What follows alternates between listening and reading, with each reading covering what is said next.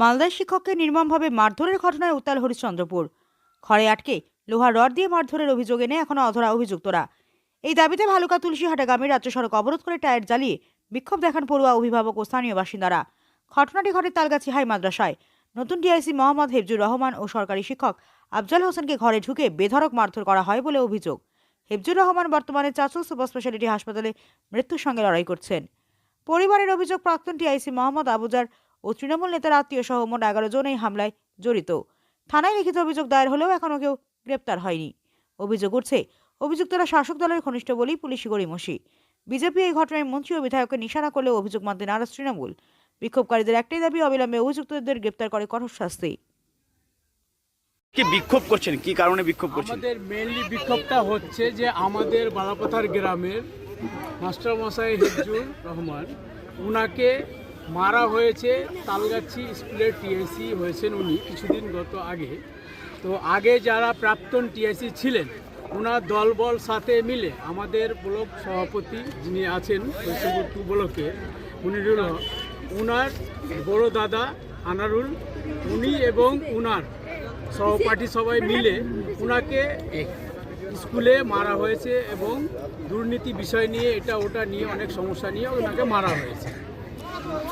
Talgachhi senior মাদ্রাসার TIC শিক্ষক Hefzur master মশাই সাহেবকে কিছু দুষ্কৃতী 10-12 জন মিলে অন্যায়ভাবে অফিস থেকে টানা ছেঁচড়া করে মারধর করে ওনার হাত অনেক কিছু মারধর করেছে। দেখুন, হরিশ্চন্দ্রপুর যে মাদ্রাসা স্কুলে যে ঝামেলাটা হয়েছে, সেখানকার টিআইসি সহ একটা শিক্ষককে সেখানে মারধর করা হয়েছে, এই অভিযোগ তারা করেছে। সেখানকার যুব তৃণমূল নেতা বা সেখানকার পঞ্চায়েত সমিতির সভাপতি, তার রিলেটিভ এই ঘটনার সঙ্গে জড়িত, এই তাদের অভিযোগ। দেখুন, শিক্ষা কেন্দ্রে কোনো রকম রাজনীতি করা উচিত নয়। সেই শিক্ষা কেন্দ্রে যদি কেউ মনে করে আমি তৃণমূল করি বা আমি অমুক দল করি, আমি অমুক নেতার ঘনিষ্ঠ, আমি যা খুশি তাই করতে পারি, দল তাদেরকে এগুলো প্রাধান্য দেবে না, দল এগুলো বরদাস্ত করে না। কারণ মমতা বন্দ্যোপাধ্যায় এই দলটা অনেক কষ্ট করেছেন এবং সুন্দরভাবে দল সরকার চালাচ্ছেন বর্তমানে। সেই জায়গা থেকে কেউই তৃণমূলের কেউ এদেরকে বরদাস্ত করবে না। প্রশাসন আছে, প্রশাসন নিশ্চয়ই তারা কমপ্লেন করেছে, অ্যাকশন নিচ্ছে, যারা জড়িত সবাইকে ধরবে। আপনারা কি এই ব্যাপারটা নিয়ে খুব আশ্চর্য? আমরা কিন্তু বিজেপি গোটা পশ্চিমবঙ্গে এই ব্যাপার নিয়ে কোনো আশ্চর্যের আমাদের ব্যাপার নেই। কারণ বিরোধী দলকে মারা হয়েছে, বিরোধী দলকে লাইটে পোস্টে মেরে ঝুলিয়ে দেওয়া হয়েছে, তারপরেও বিজেপি মাটিতে আছে এবং তৃণমূল কংগ্রেসে পশ্চিমবঙ্গের যে ওদের মাটি পায়ের তলায় সেটা নাই। স্বাভাবিকভাবে এখন নিজেদের দলের মধ্যেই তো মারপিট করবে, কারণ শিক্ষককে স্কুলে বিজেপিকে মেরে যখন দেখেছে রাস্তা থেকে সরানো যায়নি, তখন তৃণমূল তো মারারই অভ্যাস আছে, মারারই তো পার্টি। ছুরি, বোম, ছিনতাই, ডাকাতি, কাটমানি, এটাই তো তৃণমূল। তৃণমূল এর বাইরে তো কিছু না, এর সমর্থক তৃণমূলের সঙ্গে। সেই জন্য এখন কাউকে না পেলে তো নিজের দলের লোককে মারতে হবে। সেই মারামারি প্রক্রিয়া শুরু হয়েছে। মারেনি তো শিক্ষক তো না, আমি বলছি নিজের দলের মারাটাই তো শুরু হয়েছে। এবার তারা বুঝতে পারছে না যে কে ডাক্তার, কে শিক্ষক, কে অফিসার, এটা বুঝতে পারছে না। মারার অভ্যাস তো, মারার পরে জানতে পারছে যে এ শিক্ষক। এবং এখনো পর্যন্ত কেউ গ্রেপ্তার না হওয়ার কারণ যে মারার পর যে গ্রেপ্তার করতে হবে, এটাই তো প্রশাসনকে না করে দিয়েছে মুখ্যমন্ত্রী স্বয়ং। সেই জন্য যেখানেই যে মার খাক, থানাতে গেলেও খুব একটা যে হবে, কিংবা কোর্টে গেলেও তো বিচারপতির সামনে ধর্নায় বসে যাচ্ছে, ক্ষোভ দেখাচ্ছে। সেই জন্য মানুষের আর কোনো যাওয়ার জায়গা নাই। আমরা ছোটোবেলায় শুনতাম নকশাল পিরিয়ডে ভালো ভালো লোক কিংবা পুলিশ অফিসার এসব গুলি টুলি করেছে। এখন আমাদের এটা ভয় লাগছে যে এই নকশাল পিরিয়ডটা মনে করে সাধারণ মানুষ নিজেরা না অস্ত্র হাতে তুলে নেয়। মানে এখন মানুষের তো এরকম আছে যে পুলিশের কাছে গেলে পুলিশ তো আমি যে এসছি এটাই জানিয়ে দিচ্ছে।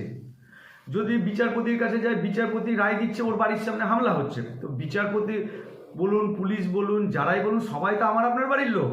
তারা তো নিজেদের স্বার্থ, নিজেদের পরিবারকে বাঁচাবে। সেই জন্য এমন একটা অবস্থা হয়েছে পশ্চিমবঙ্গে যে মানুষ নিজের দায়িত্ব নিজে বুঝে নেবে নাকি, এইটা কিন্তু এখন বিরাট প্রশ্ন। তার মানে কি শিক্ষককে হাতে অস্ত্র তুলে নিতে হবে? না, না হলে শিক্ষক আর বাঁচবে কেমন করে? মারতে মারতে এমন অবস্থা হয়ে যাচ্ছে যে শিক্ষক না ভদ্র না সভ্য না ডাক্তার না ব্যবসায়ী না চাকরিজীবী, এটাই তো ওরা বুঝতে পারছে না। মানে শিক্ষক বাঁচতেও অস্ত্র তুলে নিতে হয় বাধ্য। হ্যাঁ, বাধ্য হবে, কারণ পরিস্থিতি তো তাই। থানাতে যাবেন, থানা আগে কমপ্লেন করবে যে তোর নামে বলতে এসছে, যে ক্রিমিনাল তাকে জানিয়ে দিচ্ছে, এবং থানা যে ব্যবস্থা করে বিচারের জন্য আইন দিবে সেই আইন লঘু আইন হবে। তো স্বাভাবিকভাবে তারা তো ছাড়া পাবে, ছাড়া পেয়ে তো যাকে মেরেছে তাকে আবার মারতে যাবে। তো মানুষ এইটাতে অভ্যস্ত হয়ে যাচ্ছে। এই অভ্যস্ত হওয়ার একটা কিন্তু ভয়ঙ্কর পরিণতি আমরা দেখতে পাচ্ছি। এইটা যেন না হয়, আমরা এটা চাচ্ছি যে এখনও যেন প্রশাসন কিছুটা নিরপেক্ষতা দেখায়, নাহলে তো প্রশাসনের বাড়ির লোকজনকে যদি এই পর্যায়ে মানুষ নিজের হাতে অস্ত্র তুলে নেয়, নিজে যদি আইন তুলে নেয়, ওরা তো আমার আপনার বাড়িরই লোক, এদেরও তো সামলানো মুশকিল হয়ে যাবে। স্কুলে ঢুকে শিক্ষককে মারছে, আশঙ্কাজনক অবস্থায় আছে, তাও কিন্তু গ্রেপ্তার হয়নি, মন্ত্রীর লোক বলে। একাধিক দক্ষিণবঙ্গে এরকম অনেক হয়েছে, যারা শিক্ষকের কাছে অবধি যাওয়ার যাদের যোগ্যতা নাই, তারা ম্যানেজিং কমিটির স্কুল চালিয়েছে।